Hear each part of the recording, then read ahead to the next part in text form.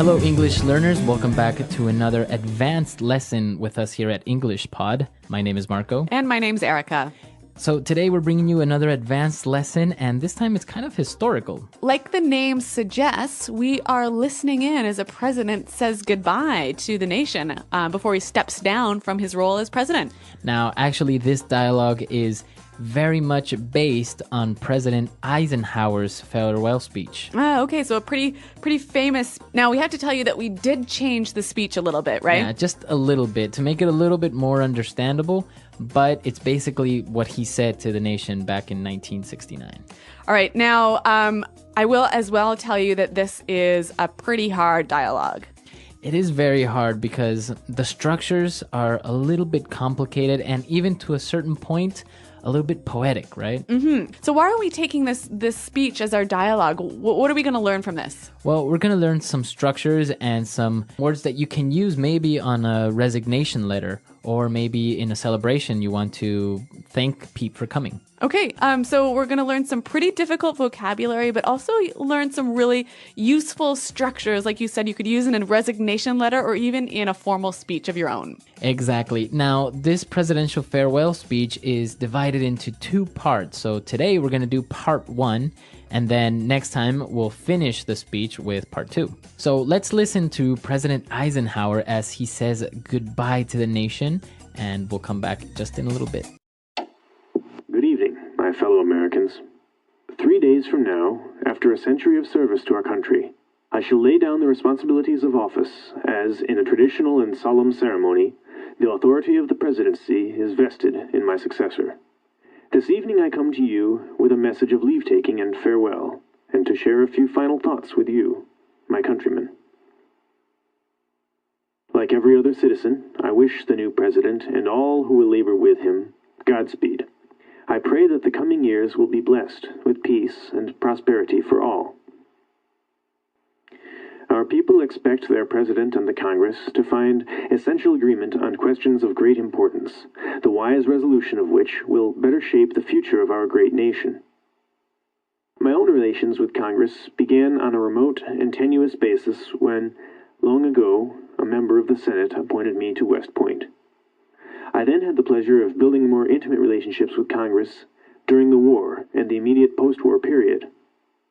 Finally, we have progressed to the mutually interdependent relationship we've had during these past 8 years. Wow, so Eisenhower is a pretty good speaker, isn't he? A good speaker, and well, he said a lot of really nice things when he was saying goodbye. Yeah, pretty inspiring, I thought.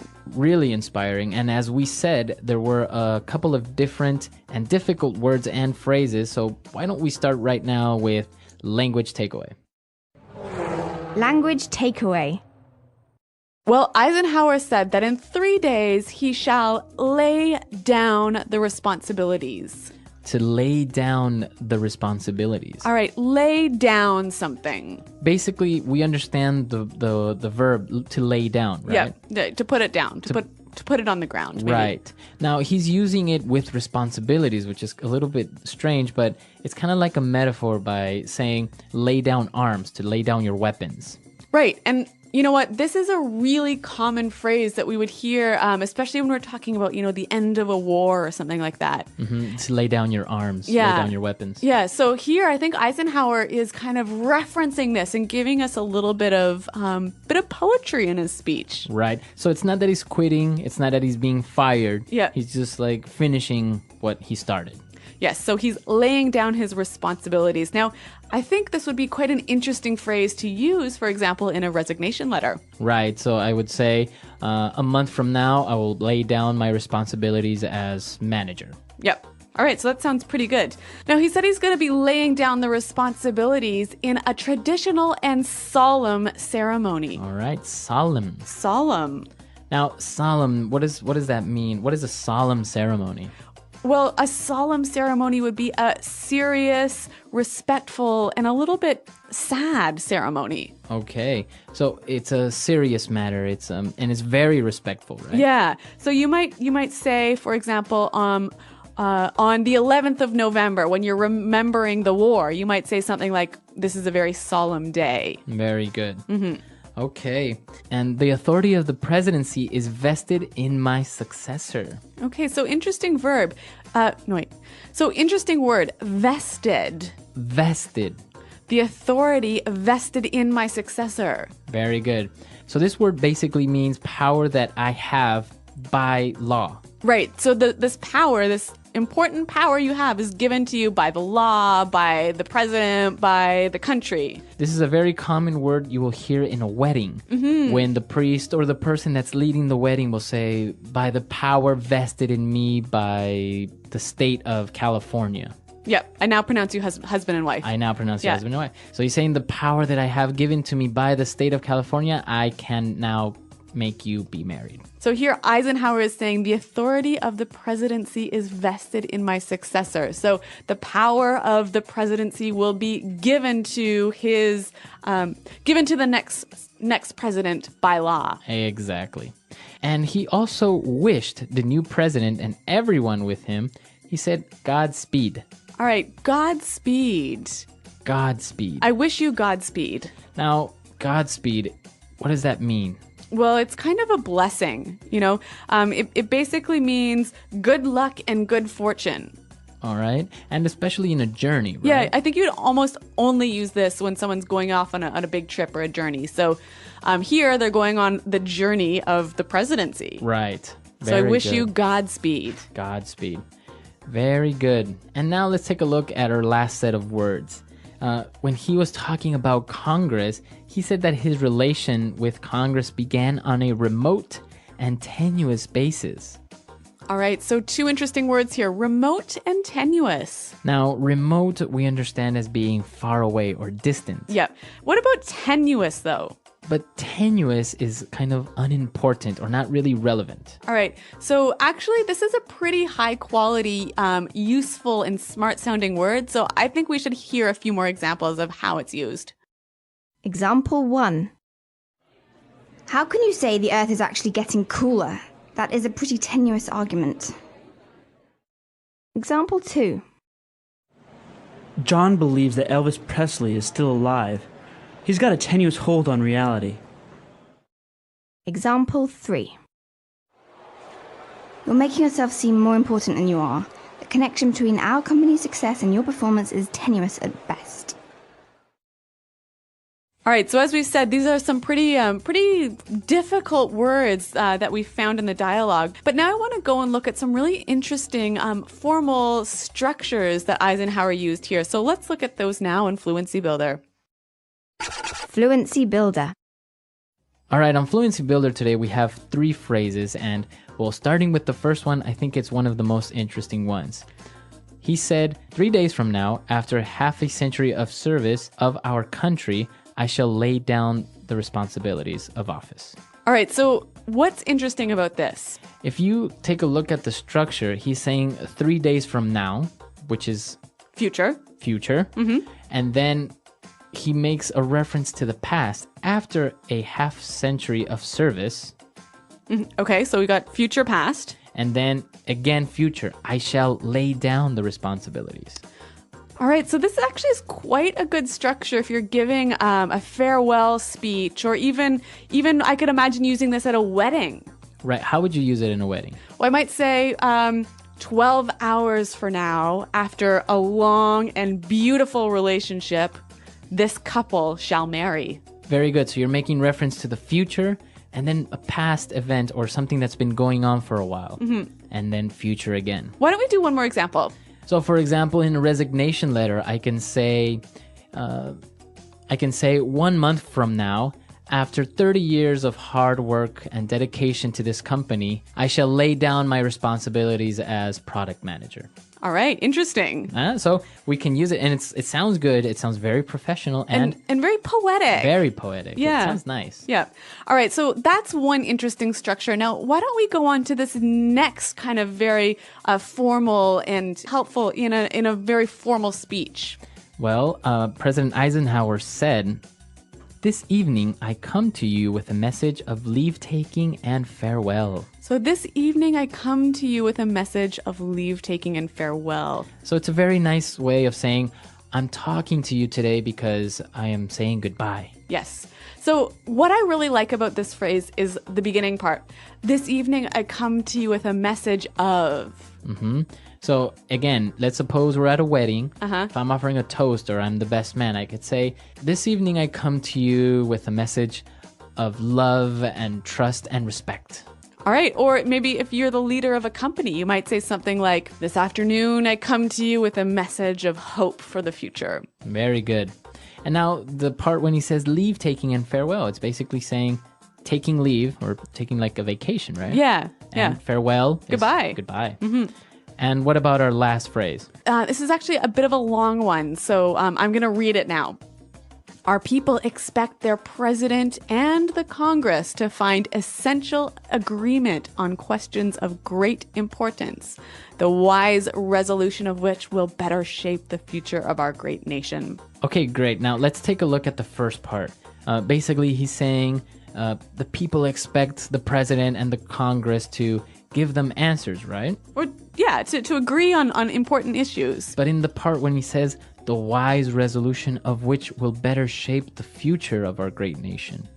Yeah, and this is the part I want to focus on, the wise resolution of which. Now, this is a really wonderful sort of formal structure. So we can see what he's doing here. He's talking about the first idea, right? So the president and the Congress need to find agreement on important issues, right?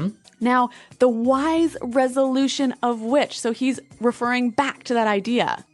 So the wise resolution of what? Of the essential agreement on questions of great importance. Right. So really useful structure. Why don't we hear a few more examples of this? Example 1.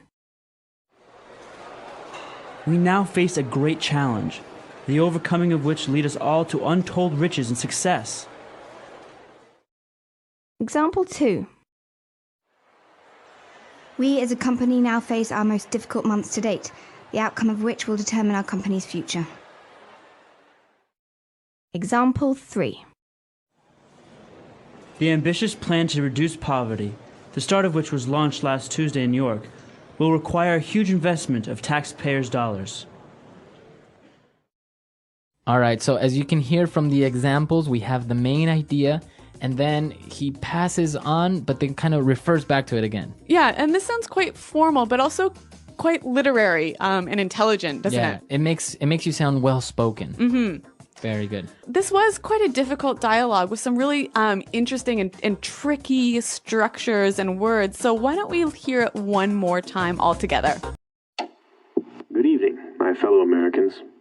3 days from now, after a century of service to our country, I shall lay down the responsibilities of office as, in a traditional and solemn ceremony, the authority of the presidency is vested in my successor. This evening I come to you with a message of leave-taking and farewell, and to share a few final thoughts with you, my countrymen. Like every other citizen, I wish the new president and all who will labor with him Godspeed. I pray that the coming years will be blessed with peace and prosperity for all. Our people expect their president and the Congress to find essential agreement on questions of great importance, the wise resolution of which will better shape the future of our great nation. My own relations with Congress began on a remote and tenuous basis when, long ago, a member of the Senate appointed me to West Point. I then had the pleasure of building more intimate relationships with Congress during the war and the immediate post-war period. Finally, we have progressed to the mutually interdependent relationship we've had during these past 8 years.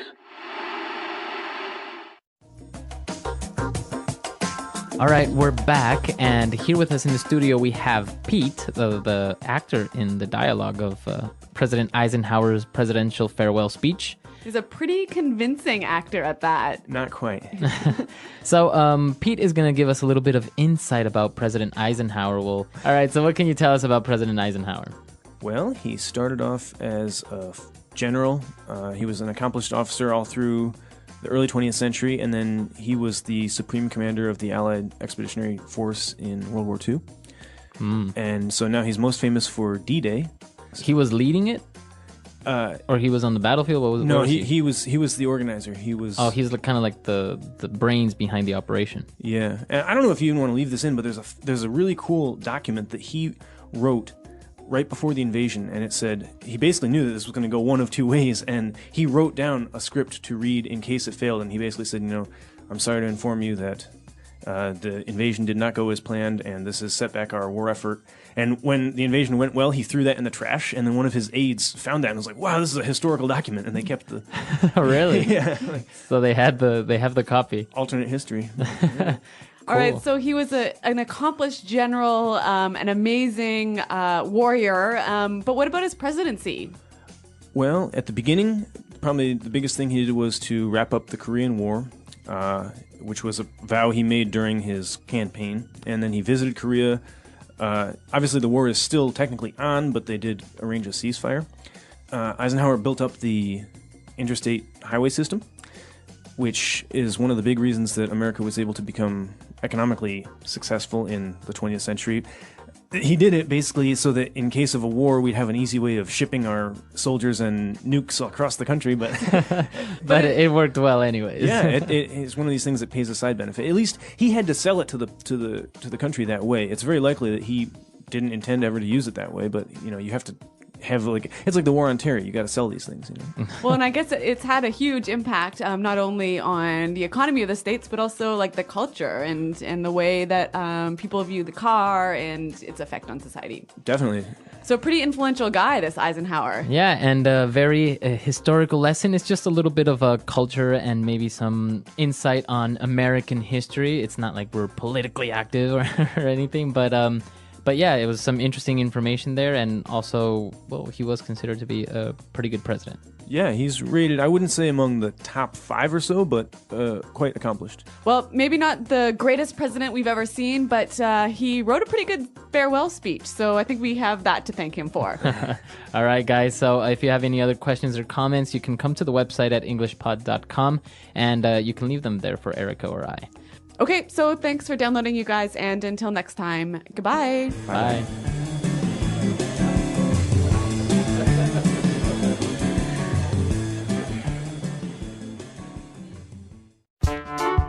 The English Pod Audio Review.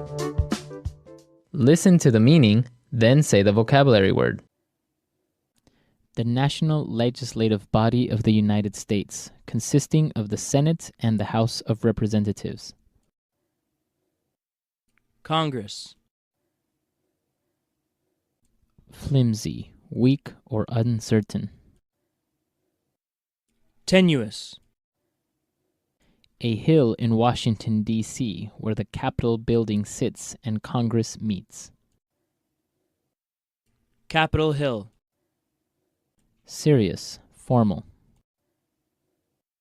Solemn. To present as a gift or in honor. Confer. Bestow. To give someone the legal right or power to do something. Vest. Difficult to accomplish, strenuous. Arduous. An economic state of growth with rising profits and full employment. Prosperity. A formal statement of agreement. Resolution. Used to wish success to someone who is going away. Godspeed. Let's try that faster. To give someone the legal right or power to do something. Vest. Difficult to accomplish, strenuous. Arduous. Used to wish success to someone who is going away. Godspeed. To present as a gift or in honor. Confer. Bestow. A hill in Washington, D.C., where the Capitol building sits and Congress meets. Capitol Hill. The national legislative body of the United States, consisting of the Senate and the House of Representatives. Congress. Serious, formal. Solemn. An economic state of growth with rising profits and full employment. Prosperity. A formal statement of agreement. Resolution. Flimsy, weak, or uncertain. Tenuous. Now say the word and hear it in a sentence. Tenuous.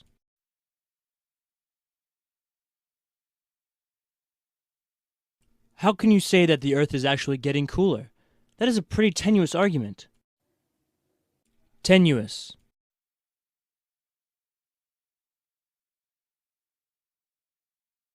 John believes that Elvis Presley is still alive. He's got a tenuous hold on reality. Tenuous.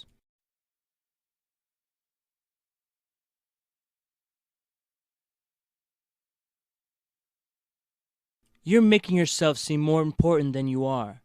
The connection between our company's success and your performance is tenuous at best. Vest.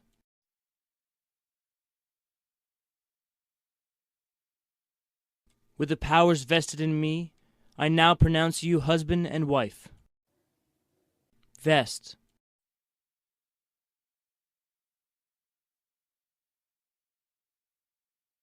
I present you with the key to our city by the powers vested in me as mayor of this great city. Vest. The power to declare war is vested in the Congress. Solemn.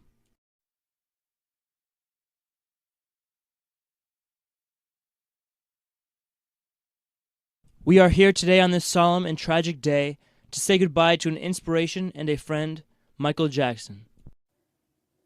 Solemn.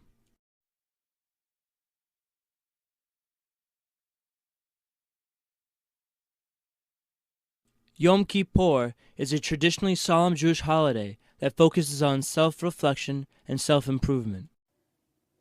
Solemn.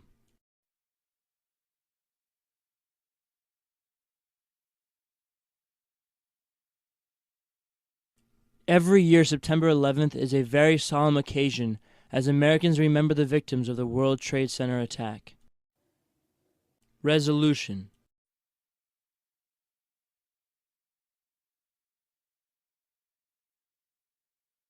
It is paramount that Democrats and Republicans come to a resolution for the economic stimulus plan.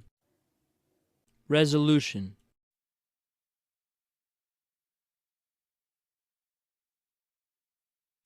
How will President Obama find a resolution for health care reform that will benefit everyone? Resolution.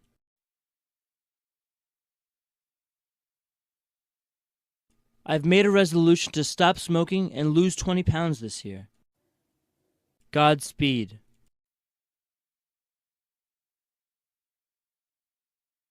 We wish you Godspeed. May you return from your journey safely. Godspeed.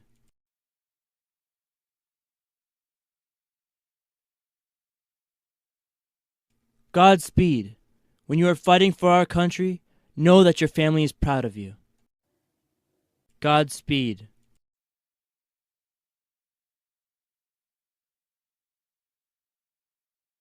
It's time for me to go out and experience life for myself.